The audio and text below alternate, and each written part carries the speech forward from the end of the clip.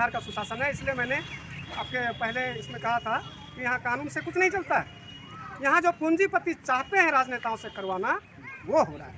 यहाँ नियम कानून कुछ नहीं, उशासन सुशासन कुछ नहीं। तो आप सुशासन को इस तरह की बेइज्जती कर रहे हैं। सुशासन है कहाँ, उसकी इज्जत है कहाँ जो मैं बेइज्जती करूँ? वो तो खुद बेइज्जत वहाँ से है। मीडिया में छप रहे हैं पोस्टर बैनर। मीडिया की बात मत कीजिए भाईजान। मीडिया में क्या हो रहा है, घोड़े को गधा और गधे को कुत्ता बना देता है और शाम तक में फिर जो है साबित भी हो जाता है। मैं उस पर बिल्कुल बात नहीं करूँगा। मीडिया भवन निर्माण मामले में यानी स्कूल को जो भवन आवंटन किया जाता है ताकि बच्चे बैठ करके पढ़ सकें, इसको बनाने में जिम्मेदारी, इसको पूरा काम कराने में जिम्मेदारी किसकी होती है? आपने जो सवाल किया है उस सवाल का जवाब मैं इस तरह से देना चाहता हूं ताकि ये पूरा मामला क्लियर हो जाए।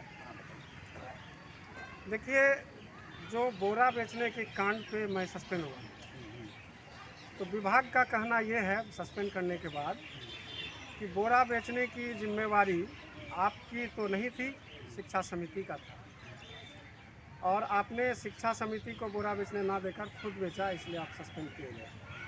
चलो मान गया मैं सस्पेंड हूँ, चलो यहाँ सरकार ने सही किया, लेकिन वही सरकार, वही विभाग भवन निर्माण मद के लिए जो पैसा भेजती है वो भी शिक्षा समिति के खाते में भेजती है, और उस खाते से निकासी की जिम्मेवारी उस स्कूल के हेडमास्टर और उस स्कूल के विद्यालय शिक्षा समिति के सचिव के संयुक्त हस्ताक्षर से होता है। और भवन निर्माण का काम इंजीनियर की देखरेख में होता है, जो इंजीनियर विभाग के होते हैं।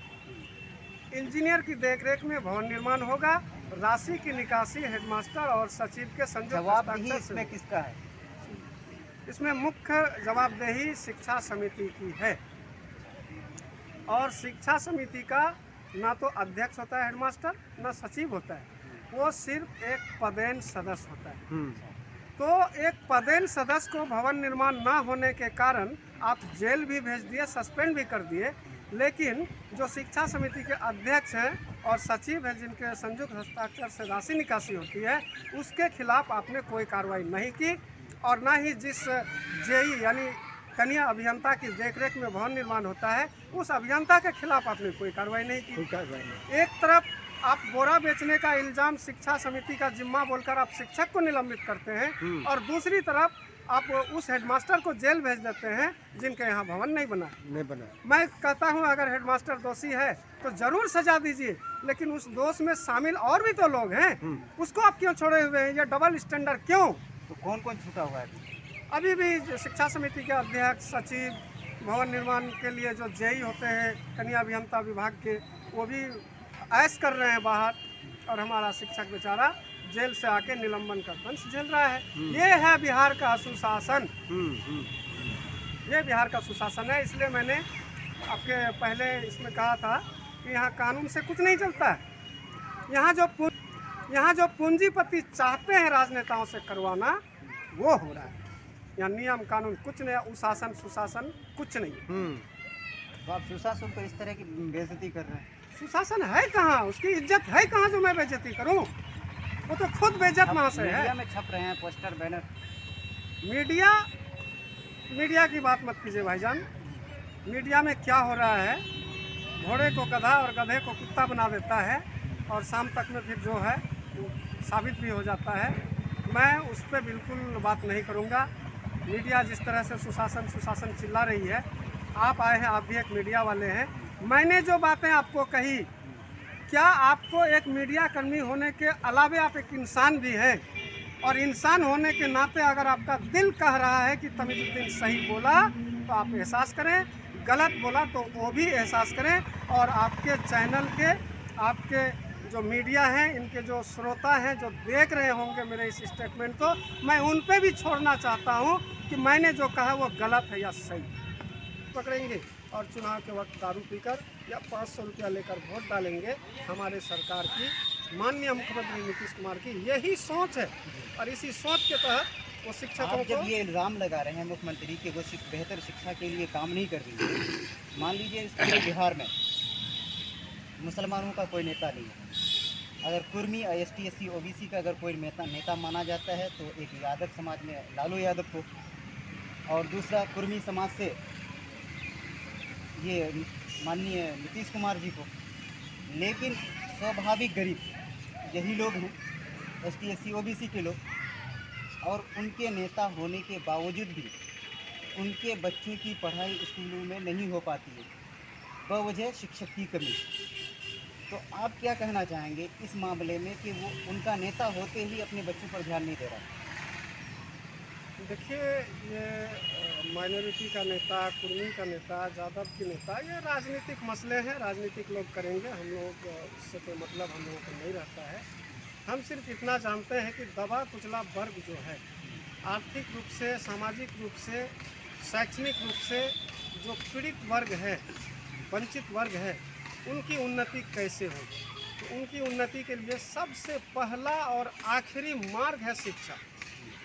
शिक्षा होगा तो वो स्वयं सब कुछ कर लेगा। और इसी शिक्षा को मारने की कोशिश जो राजनेता कर रहे हैं, और मैं किसी राजनेता को किसी जाति में बांधना नहीं चाहूँगा, क्योंकि राजनेताओं की अपनी एक प्रजाति होती है, जो सत्ता में आने के बाद उसमें ये सारी चीज़ें निकल जाती हैं। नहीं, कभी-कभी हम देखते हैं ना कि जो अभी आज विपक्ष में है और जो कल सत्ता पक्ष में जाएगा, कभी क्या होता है कि वही चेहरे विपक्ष में, वही चेहरे सत्ता पक्ष में। कभी और अक्सर ये भी देखा गया है कि वही जाति के लोग सत्ता पक्ष में भी रहते हैं, वही जाति के लोग विपक्ष में रहते हैं। ऐसे में एक कोशिश है, आप उस कोशिश को समझ रहे हैं? जी हाँ, एक शिक्षक होने के नाते जाहिर सी बात है, मैं शिक्षित वर्ग से हूँ और सारी चीज़ों को समझ रहा हूँ। लेकिन हमारा जो जॉब का एक प्रोटोकॉल है, मैं बिहार सरकार के पंचायती राज अधिनियम के तहत एक कर्मी हूँ, मैं उस पर ज़रा भी रोशनी नहीं डालना चाहूँगा। सिर्फ इतना ज़रूर कहूँगा कि अभी वंचित वर्ग के बच्चे कौन हैं, इशारों को समझिए। अभी वंचित वर्ग के बच्चे कौन हैं और इनके शिक्षित होने से देश और समाज को क्या लाभ होगा। और मैं एक बात पार्टियों की करूं तो हम शिक्षक संघ के भी लोग हैं, संघ से जुड़े हैं, मैं जिलाध्यक्ष भी हूँ बिहार राज्य प्रारंभिक शिक्षक संघ का। हम लोग समान काम समान वेतन की लड़ाई लड़े, और जिस समय हम लड़ रहे थे, लड़ाई संघर्ष कर रहे थे, तो जो विपक्ष की पार्टियाँ थी, चाहे कोई भी हो, वो कहते थे कि हमको सत्ता में लाइए, हम सत्ता में आए तो समान काम का समान वेतन देंगे। और बिहार वासियों ने उसको सत्ता में लाया, और सत्ता में आने के बाद मैं अच्छी तरह से जानता हूँ, माननीय अशोक चौधरी जी शिक्षा मंत्री बने, और शिक्षा मंत्री बनने के बाद शिक्षकों को डिरेल कह दिए, पटरी से उतरे हुए लोग कह दिए, और शिक्षक बिहार के लिए बोझ है ऐसा कह दिए। जो व्यक्ति चुनाव से पहले कहते थे कि हमको सत्ता में लाइए, हम समान काम समान वेतन देंगे, वो व्यक्ति सत्ता में आने के बाद ही बोलने लगा कि शिक्षक बिहार के लिए बोझ है, शिक्षक डिरेल हो गए हैं, बेपटरी हो गए हैं। मेरी बात पूरी करने दीजिए। तो एक राजनीतिक स्टैंड उन लोगों का होता है कि जब विपक्ष में रहते हैं तो समाज के हित में हो जाते हैं, और सत्ता में आते ही समाज से दूर हो जाते हैं। माननीय मुख्यमंत्री नीतीश कुमार जी के साथ भी यही है।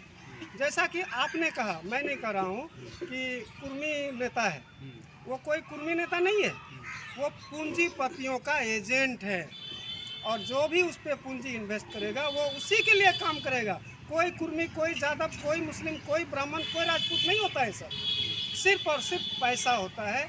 जो इन्वेस्ट किया उसके लिए काम कर रहा है, वो इन्वेस्टर के हक में काम कर रहा है। बेवकूफ़ तो हम लोग बन गए। सर, आप कह रहे हैं कि अशोक चौधरी ने आपको कहा कि आप तमाम शिक्षकों को, बिहार के प्रारंभिक शिक्षक संघ से आप ये भी रहे, अध्यक्ष भी रहे, तो ये आप ही कह रहे हैं कि आपको इस क्या वर्ड से नवाजा कि आप लोग बेकार हैं, मतलब पटरी से उतर चुके हैं, डिरेल है, बेकार हैं। जबकि RTE के तहत शिक्षा अनिवार्य है, सरकार पर केस किया जा सकता है, सरकार इसकी जवाबदेही रखता है, हर वक्त उससे पूछा जाएगा। तो क्या अब सरकार के मूड में ये मंशा आ चुकी है कि अब शिक्षा नहीं दिया जाना चाहिए? बहुत बड़ी सवाल आपने किया है, और एक शिक्षक होने के नाते मैं ये कहना चाहूँगा कि जिस प्रकार देश में सारी चीज़ों क्योंकि का 3 लाख शिक्षकों की सीट खाली है पूरे बिहार में। जिस प्रकार देश में सारी चीज़ों का निजीकरण हो रहा है, सरकार का अगला स्टेप शिक्षा का निजीकरण है। और इस शिक्षा का निजीकरण करने के लिए सबसे पहले